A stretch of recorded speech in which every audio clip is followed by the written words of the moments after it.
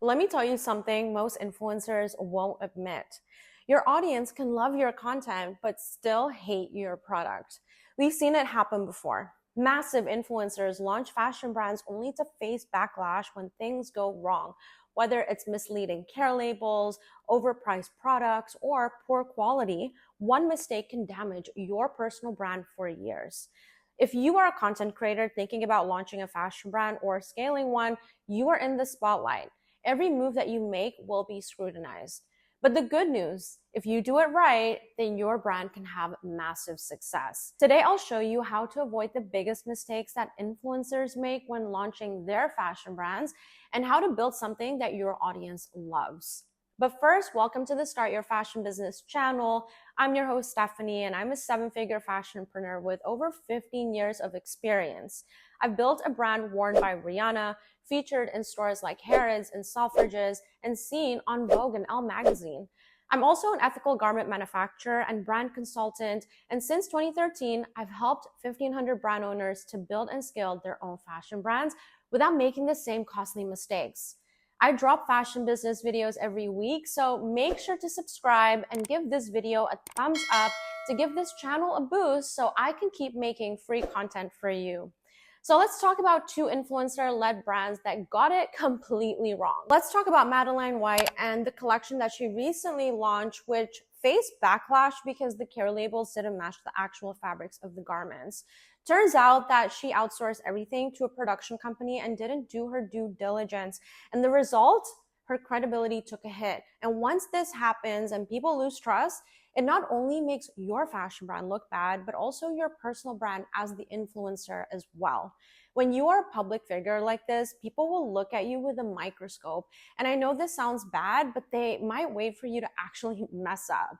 And guess what? They will go on TikTok and they will create content about it, which is what happened in her case.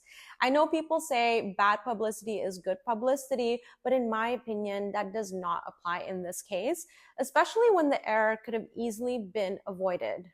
Q and the Pajama Gate sisters. So these sisters are influencers and they launched a pajama brand with $100 price tag, which honestly for me, it's not bad. But the thing is, their audience are primarily moms, and these moms are not willing to pay that much because they tend to shop at Walmart and Target. So their audience were expecting the same price points. And when they found out that these influencers were launching a brand, they were actually very excited until they found out the price. They were shocked and disappointed. What's worse is that their audience ended up making assumptions that the sisters were marking up the product like crazy because they assumed that these pajamas would only cost them a few dollars to make, which is actually not always the case. And I know this as a manufacturer. The thing is, people that are not in the fashion industry don't understand the cost of making clothing. And although chain stores like Walmart and Target or fast fashion brands like Shein and Temu are probably and unfortunately paying just a few dollars to get their polyester pajamas produced, but this is only applying for them because they're ordering hundreds of thousands of units.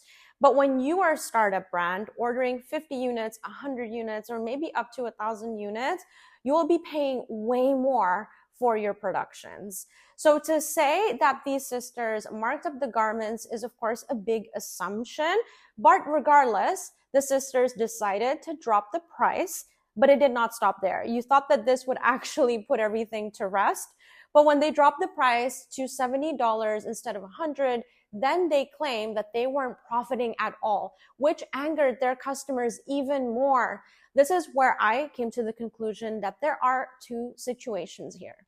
So situation one, they were taken for a ride by their manufacturer and actually got charged $70 for the pajama set that should have costed $35 max if they did small batch production with high quality material. Number two, they inflated the production price and added all of the other operational and marketing fees in the cost of goods sold. But even so, it should not be $70 because That doesn't make sense. Either way, both situations are not ideal because one, you want to make sure that you have healthy profit margins and that you work with a manufacturer that charges you pricing that your business can afford. And two, you need to understand how to work out the numbers so that you are going to be taking home profit at the end of the day. Which, by the way, this is where my expertise lies and what I help brand owners do so that they can have a business that is sustainable and profitable. Because the thing is, I see so many influencers getting into this fashion thing, building a brand only to find out that it is actually hard. Another influencer on TikTok named Lexi Larson has been showing her followers how much she makes at the end of the day after all the expenses are paid.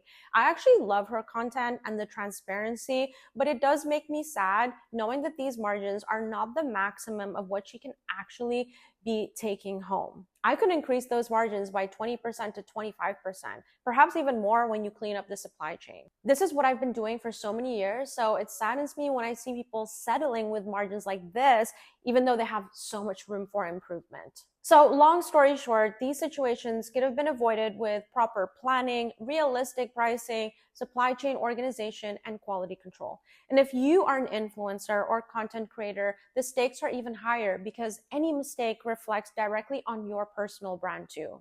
Here's the first lesson. Great content doesn't equal a great brand. You can have the most beautifully shot campaign in the world, but if your product doesn't deliver, your audience will turn on you fast. Here's what this means for you. Due diligence is non-negotiable. Don't blindly trust a production company or manufacturer. You need to understand the fabrics, the care labels, the overall quality of your products.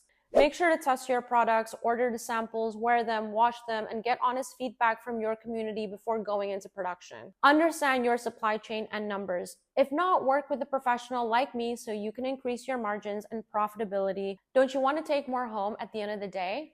In my one-on-one mentorship, I help influencers and anyone that really wants to have a profitable fashion brand navigate the manufacturing process so you're not at the mercy of companies that overpromise and underdeliver. I also help you strategize and clean up your numbers too so you can be more profitable. Pricing isn't just about covering your costs, it's about matching your audience's expectations. Again, take the Pajama Gate sisters, for example.